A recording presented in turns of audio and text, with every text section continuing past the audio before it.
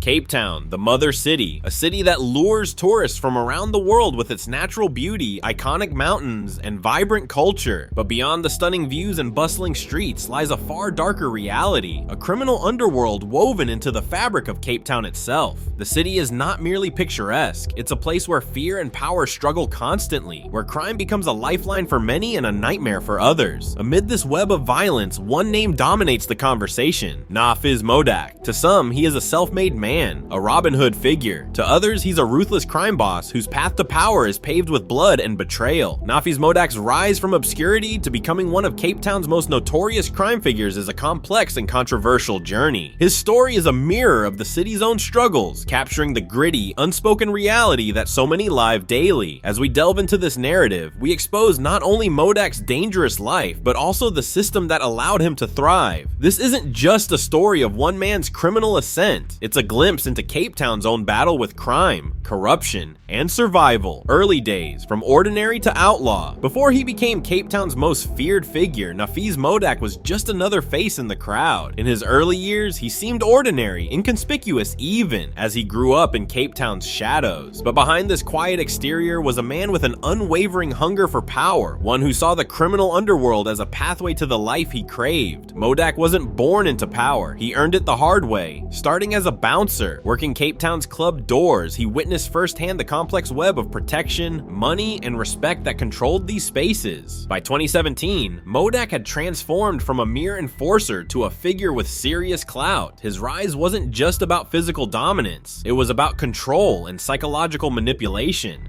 Modack learned how to turn fear into loyalty, how to ensure that no one dared to oppose him. In a city struggling with poverty and inequality, his ascent was as much a product of Cape Town's social realities as it was of his ambition. For Modack, each step up the ladder brought him closer to a throne built not just on money and violence, but on the deep-seated fears of those around him. The heart of the underworld, Cape Town's nightlife as a battlefield. Modack's journey into Cape Town's criminal elite was rooted in the city's nightlife, its clubs, bars, and casinos, spaces brimming with both excitement and danger. The nightclub scene was more than just a social hotspot. It was a battlefield where power, drugs, and protection were exchanged as currency. Here, Modack saw the perfect arena to assert himself. His early experiences as a bouncer taught him the dynamics of Cape Town's nighttime economy, where protection money flowed under the table and loyalty was bought at a price. He learned to wield his influence not just with muscle, but with strategy, building alliances that would eventually put him at the top of this hidden hierarchy. He was known for his cunning, always a step ahead, using every connection to tighten his grip over Cape Town's club circuit. To the untrained eye, he was simply a club enforcer. To those who knew the scene, he was the orchestrator of an empire. His control over the nightlife was a microcosm of Cape Town's criminal landscape, a world hidden in plain sight where Modack was both king and executioner. The protection racket, violence as a tool of business. Modack's rise wasn't just about controlling nightlife, it was about enforcing a reign of fear that extended far beyond. By 2013, he was running a protection racket so feared that even the city's most established business owners dared not defy him. Take the chilling case of Randolph Gorberg, owner of the popular beer house on Long Street. Just 3 days after opening, Gorberg was approached by Modack's men, offering protection services, a thinly veiled threat. When Gorberg initially resisted, Modack made it clear what refusal meant. The escalation was swift and brutal. Bouncer Congo Kanona, employed by Beer House, was killed in a violent confrontation, his life taken in a moment that would haunt Gorberg forever. Realizing the futility of resistance, Gorberg conceded, paying protection fees to keep his business afloat. By 2017, Modack's control over Cape Town's protection rackets was near absolute. He had transformed intimidation into a profitable business model, capitalizing on fear to create a network so pervasive that even the city's most powerful figures were subject to his terms. Legal tangles and deadly encounters. With such a high profile, Modack inevitably attracted the attention of Cape Town's law enforcement, yet his ability to maneuver through legal challenges was unparalleled, thanks in part to his controversial lawyer, William Booth. Booth's association with Modack was a testament to the lawyer's skill in defending the city's most notorious criminals. But representing Modack came with its own dangers. Booth became a target, his life threatened simply for standing beside a man with enemies around every corner. One April morning in 2020, Booth narrowly escaped death in a brazen assassination attempt outside his home. Gunmen opened fire, but Booth's quick reflexes saved him. The attack left Cape Town reeling, exposing the extent of Modack's influence and the desperation of his enemies. Booth's survival was a chilling reminder of the stakes in this deadly game, where life and death hinged on alliances and betrayals. His near-death experience was only one chapter in Modack's bloody tale, a story that would soon see Modack himself facing his own reckoning with justice. Corruption unmasked. The rogue cops on Modack's payroll. Modack's grip on Cape Town extended beyond businesses and nightclubs. His influence ran deep within the city's police force itself.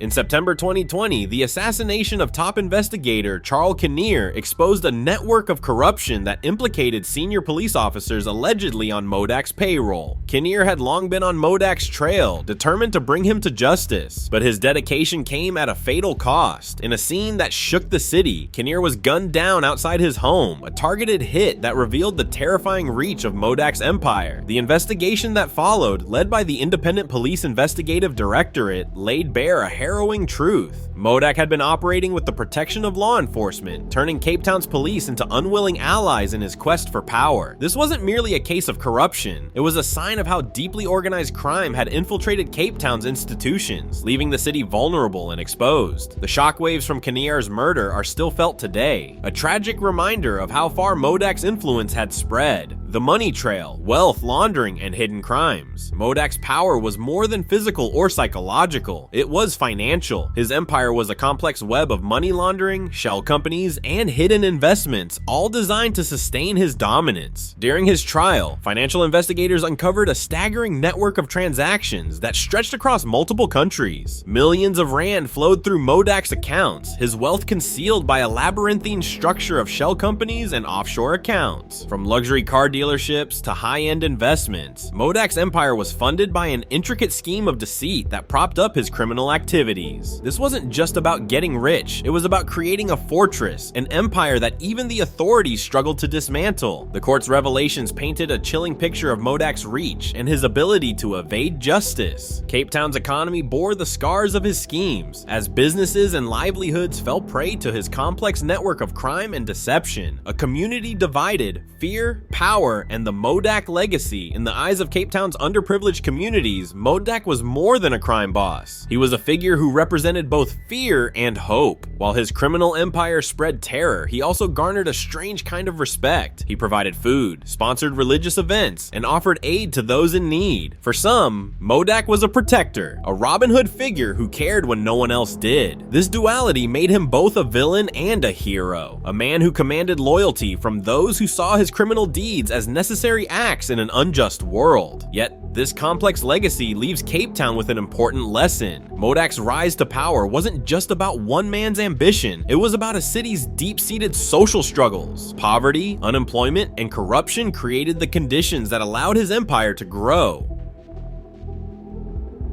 His story is a stark reminder of the cost of neglecting these issues, of the devastating consequences when a community is left vulnerable to figures like Modack. Cape Town's ongoing battle against organized crime. As Cape Town moves forward, the shadow of Nafiz Modack looms large. His story is a symbol of the city's ongoing battle against crime and corruption, a reminder that the road to justice is fraught with challenges. For those who live in Cape Town's underbelly, the echoes of Modack's influence remain, a chilling reminder of the price of power in a world where survival often comes at the expense of justice. This is not just Nafiz Modack's story, it's Cape Town's, and until the city confronts the root causes of its struggles, this battle will remain far from over.